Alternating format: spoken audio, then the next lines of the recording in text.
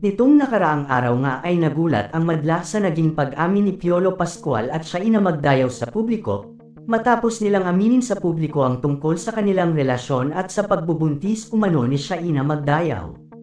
Maraming fans nga nila ang masayang-masaya para kay Piolo at Shaina dahil sa wakas ay lalagay na sila sa tahimik at papasukin na ang buhay may pamilya.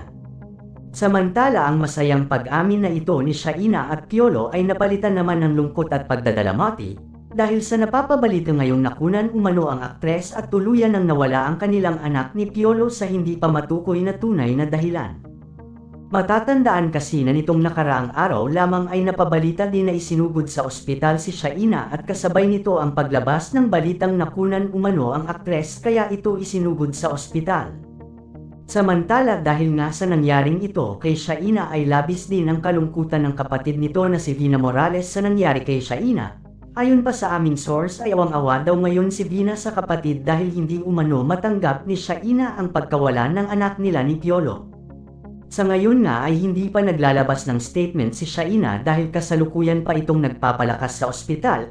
Hindi naman nawawala sa tabi nito ang kanyang boyfriend na si Piolo at patuloy na inaalalayan ito at inaalagaan para sa mabilis na paggaling ni Shaina.